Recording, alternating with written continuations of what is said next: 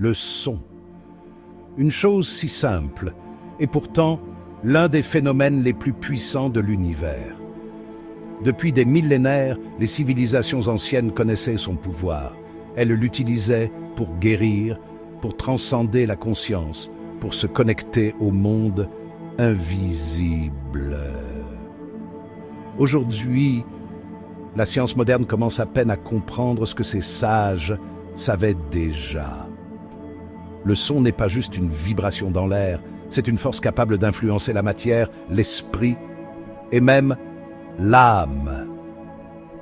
Regarde autour de toi. Tout est vibration. Ton corps, ton esprit, chaque pensée, chaque émotion, tout fonctionne à des fréquences précises. Mais que se passe-t-il lorsque ces fréquences sont manipulées? Et si on te disait que certaines d'entre elles ont été intentionnellement modifiées pour limiter ton potentiel? Ce que tu vas entendre va changer à jamais ta perception du monde.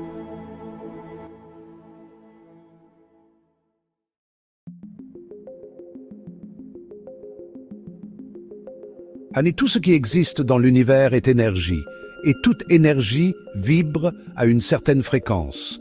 Même ce que nous appelons matière n'est qu'une densification de l'énergie vibratoire. Nikola Tesla l'avait compris. Si vous voulez comprendre l'univers, pensez en termes d'énergie, de fréquence et de vibration. Lorsque le son traverse un médium, l'air, l'eau, même ton propre corps, il réorganise la matière selon des motifs bien précis. C'est ce qu'on appelle la cymatique, une science qui étudie comment les vibrations du son influencent la matière. Des expériences montrent que des fréquences spécifiques peuvent structurer l'eau sous forme de motifs géométriques parfaits. Et devine quoi? Ton corps est composé à 70% d'eau. Ce qui signifie que chaque son que tu entends influence directement ta structure cellulaire. Certaines fréquences guérissent, d'autres détruisent. Certaines élèvent ta conscience, d'autres t'enferment dans un état d'apathie. Mais voici où ça devient vraiment troublant. Les fréquences naturelles de l'univers ont été modifiées, et pas pour ton bien.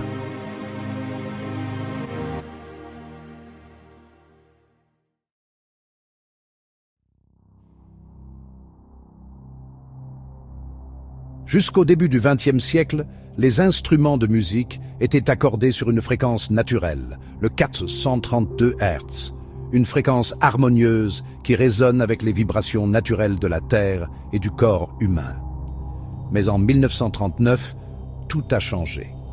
Une nouvelle norme a été imposée, 440 Hz. Une fréquence légèrement décalée qui crée une dissonance imperceptible mais perturbante. Pourquoi ce changement? Certaines théories suggèrent que cette manipulation a été délibérée, mise en place par des groupes influents pour affecter les états de conscience. Car un esprit légèrement déséquilibré est plus facile à contrôler. Des expériences ont montré que la musique accordée à 440 Hz génère plus de tension, d'anxiété et empêche un état de relaxation profonde. Alors que le 432 Hz, lui, favorise l'harmonie, la concentration et même l'éveil spirituel. Mais ce n'est que le début. Il existe des fréquences encore plus puissantes, capables de débloquer des états de conscience dont personne ne parle.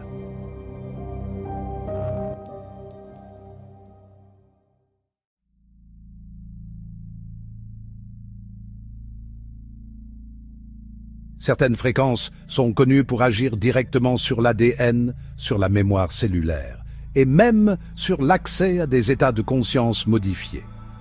Les anciennes traditions parlaient d'un langage vibratoire sacré, utilisé dans les mantras, les chants grégoriens et les incantations chamaniques. Ce langage repose sur une gamme de fréquences précises, aujourd'hui appelée fréquences sacrées de solfeggio. Parmi elles, des expériences en laboratoire ont montré que certaines de ces fréquences peuvent restructurer les cellules endommagées, accélérer la guérison et même produire des états de méditation profonde.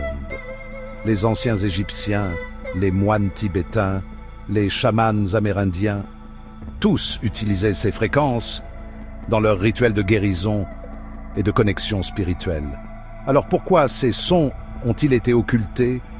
Pourquoi l'industrie musicale ne diffuse-t-elle que des fréquences qui nous maintiennent dans des états d'émotion basses, de stress et de confusion? La réponse est simple, parce qu'un être en harmonie avec sa propre vibration devient incontrôlable.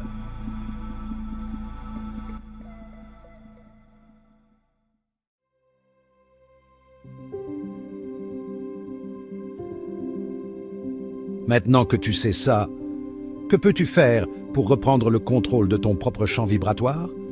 Cherche des musiques et des sons accordés à 432 Hz ou aux fréquences de solfeggio. Remplace les sons artificiels et agressifs par des sons harmonieux et naturels.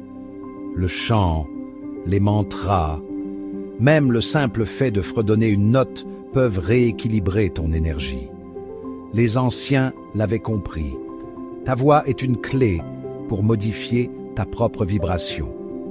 Les bruits de la ville, les ondes électromagnétiques, la musique commerciale, tout cela influence ton état intérieur. Entoure-toi de sons qui te nourrissent, pas de ceux qui t'affaiblissent. Certaines pratiques, comme les bols tibétains, les gongs et les diapasons thérapeutiques sont utilisées pour harmoniser les énergies du corps. Essaie, ressens la différence. Tu peux littéralement reprogrammer ton énergie en choisissant les bonnes fréquences.